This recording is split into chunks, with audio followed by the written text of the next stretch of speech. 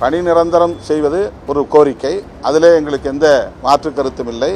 ஆனால் ஒரு குறிப்பிட்ட சமூகத்தினருக்கான தொழிலாகவே அது நிரந்தரப்படுத்தப்பட்டு விடக்கூடாது, அதை எந்திரமயப்படுத்த வேண்டும். இதைத்தான் அப்போது நான் குறிப்பிட்டேன். தவறாக அது அவர்தான் குடியரசு துணைத் தலைவராக தேர்ந்தெடுக்கப்பட வேண்டும். இதிலே தமிழர் அல்லாதார் என்கிற அடையாள அரசியல் தேவையில்லாதது.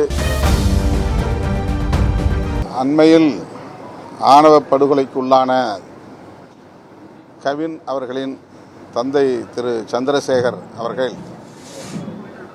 இன்று மாண்புமிகு முதல்வர் அவர்களை நேரிலே சந்தித்து தம்முடைய குடும்பத்தினருக்கு உரிய பாதுகாப்பு வழங்க வேண்டும், தொடர்புடைய குற்றவாளிகள் அனைவரையும் கைது செய்ய வேண்டும், அந்த கொலையில் கூலிப்படையினருக்கும் தொடர்பு இருப்பதாக தெரிகிறது, எனவே யாரும் தப்பித்து விடாமல் இருக்கக்கூடிய வகையிலே உரிய நடவடிக்கைகளை மேற்கொள்ள வேண்டும் என்று வலியுறுத்தியிருக்கிறார். அத்துடன் தன்னுடைய இளைய மகனுக்கு அரசு வேலைவாய்ப்பு வேண்டும் என்றும் கோரிக்கை விடுத்திருக்கிறார்.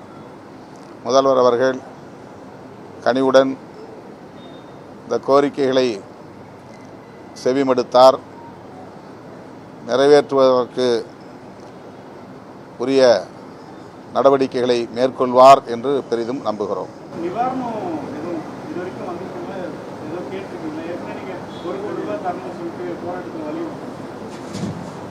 இன்னைக்கு இந்த இரண்டு மூன்று கோரிக்கைகளைத்தான் கவின் குடும்பத்தின் சார்பிலே வைக்கப்பட்டது.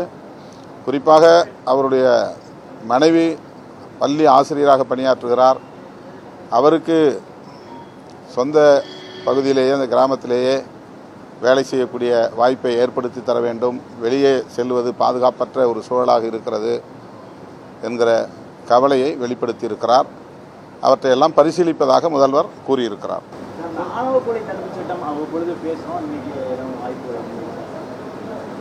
இல்லை, இந்த சந்திப்பில் அதை பற்றி நாங்கள் பேசவில்லை. அது ஒரு அரசியல் கோரிக்கை. இப்போதைக்கு இன்றைக்கு கவின் குடும்பத்தை சார்ந்தவர்கள் முன்வைத்த கோரிக்கைகளை மட்டுமே முதல்வரிடத்தில் நாங்கள் பேசியிருக்கிறோம். ஆணவ கொலைகள் தடுப்புச் சட்டம் இயற்ற வேண்டும் என்பதில் விடுதலை சிறுத்தைகள் கட்சி தொடர்ந்து உறுதியாக இருக்கிறோம், வலியுறுத்தி வருகிறோம். மாநில அரசுக்கும் அந்த அதிகாரம் இருக்கிறது என்பதை ஏற்கனவே நாங்கள் சுட்டிக்காட்டியிருக்கிறோம். ஆர்ப்பாட்டங்களையும் நடத்தியிருக்கிறோம். விபத்து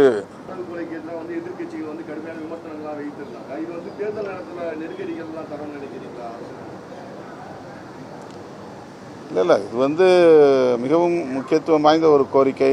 இதை தேர்தல் அரசியலோடு பொருத்தி பார்க்கக்கூடாது.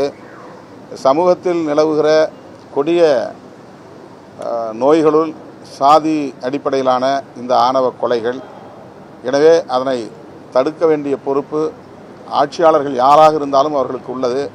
அந்த அடிப்படையில் இந்த கோரிக்கையை நாங்கள் தொடர்ந்து வலியுறுத்தி வருகிறோம்.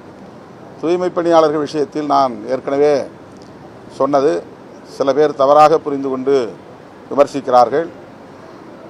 அரசாணை 152 பிறப்பிக்கப்பட்ட நாளில் இருந்து அதை திரும்ப பெற வேண்டும், தனியார் மயம் செய்யக்கூடாது, அவர்களை NULM ஸ்கீம் என்கிற அடிப்படையிலேயே பணியாற்றுவதற்கு அனுமதிக்க வேண்டும் என்கிற கோரிக்கையை நாங்கள் வலியுறுத்தி பல போராட்டங்களை நடத்தியிருக்கிறோம்.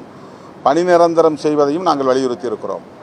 ஆனால் அந்த தொழில் ஒரு குறிப்பிட்ட சமூகத்தினருக்கானது என்கிற வகையிலே நிரந்தரப்படுத்திவிடக்கூடாது என்று தொலைநோக்கு பார்வையோடு சுட்டிக்காட்டியிருக்கிறோம்.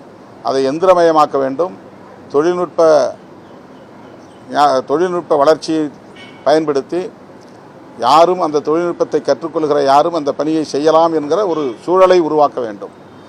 அதை நோக்கி அரசு இயங்க வேண்டும் என்பதை சுட்டிக்காட்டினோம்.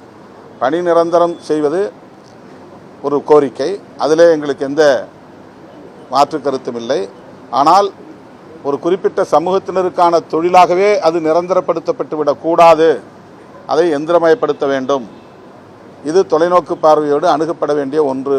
இதைத்தான் அப்போது நான் குறிப்பிட்டேன். தவறாக அது திரிக்கப்பட்டது.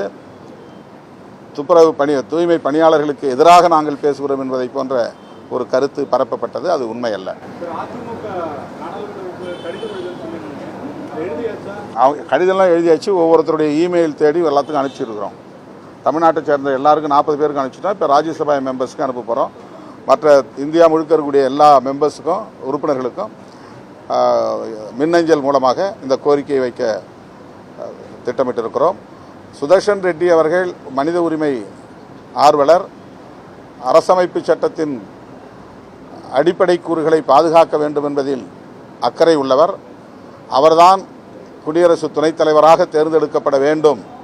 இதிலே தமிழர் அல்லாதார் என்கிற அடையாள அரசியல் தேவையில்லாதது என்பதை வலியுறுத்துகிறோம்.